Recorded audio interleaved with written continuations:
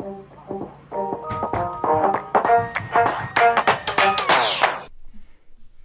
shooting at a different angle today, and I'm kind of wondering, is it too much visual clutter? And at the same time, it's a working kitchen. I read an interesting article the other day that a friend sent me, and it was about how houses on TV have gotten so sterile and clean. Like, where is all the mess of the home?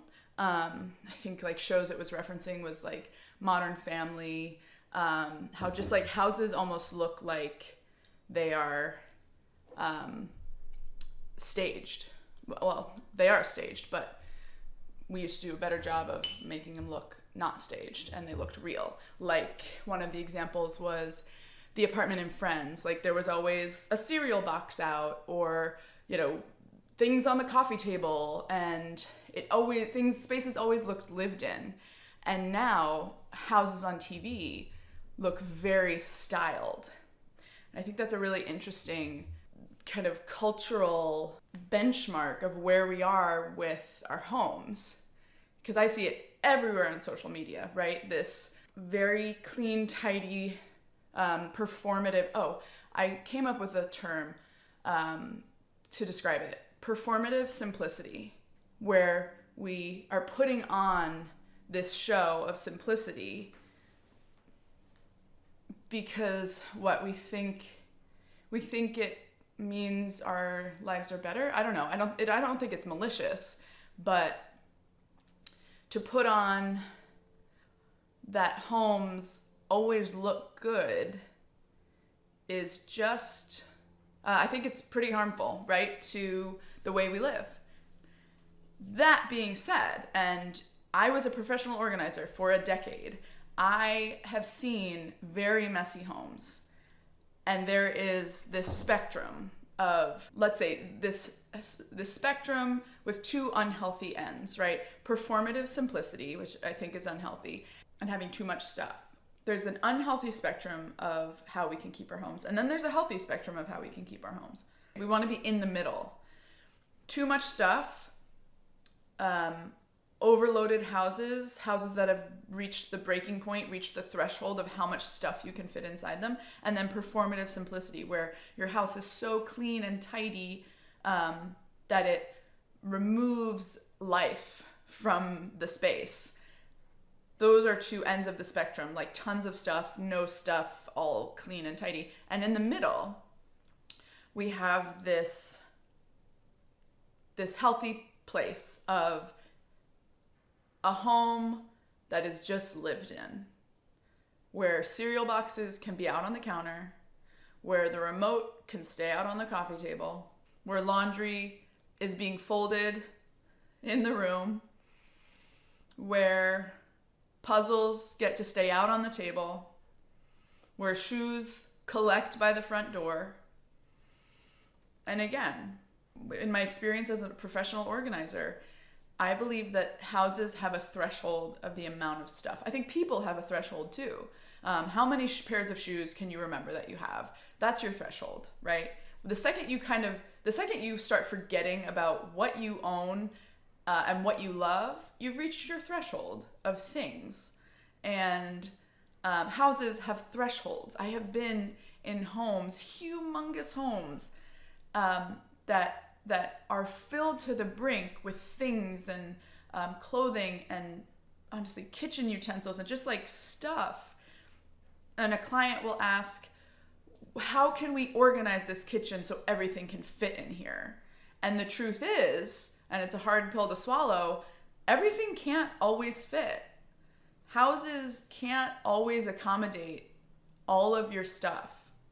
So there's that point where you have to decide, am I upsizing my house or am I downsizing my stuff? And in my opinion, life always gets simpler when you downsize your stuff, because again, that brings you into the personal threshold of stuff.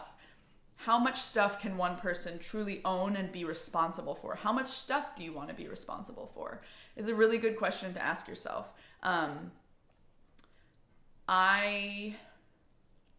So whatever, we have those thresholds. Why was I talking about that?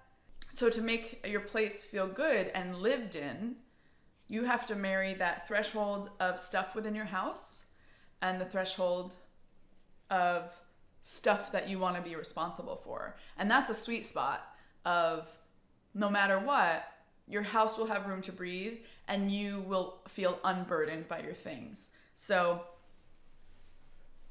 I'm team lived in spaces. Now, don't get me wrong, I love a clean house, but what I'm against is this performative simplicity, this performative idea that houses need to look great, almost like Airbnb ready at any given point.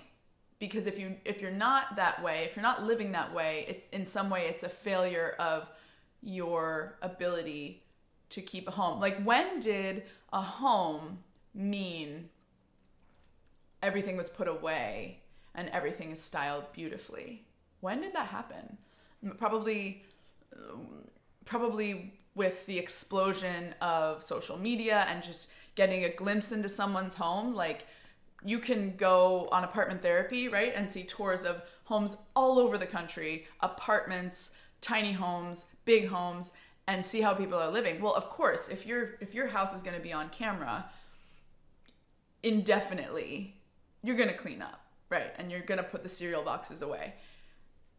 So maybe that's why it's like we've got used to seeing houses on the internet. We got used to seeing houses on the internet at their best, right? At their like peak moment, they're being showcased.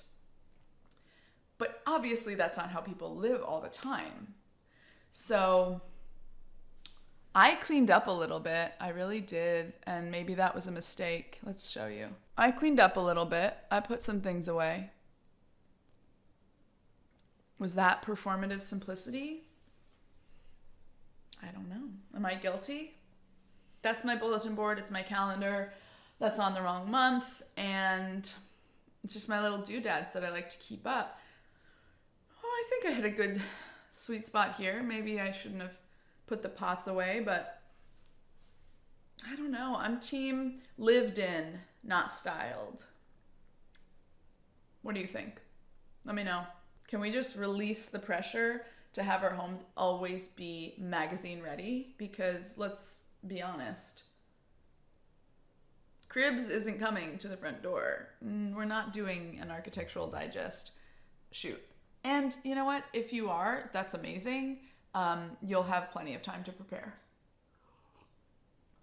But it's like, in order for us to feel comfortable with things not being perfect, we have to let other people feel comfortable with things not being perfect. So let's start that now, please. Thanks for watching this one. Kind of went a little rogue. Subscribe, like, come back for more. I'll be here at my kitchen table talking about, I don't know, I guess whatever comes to mind.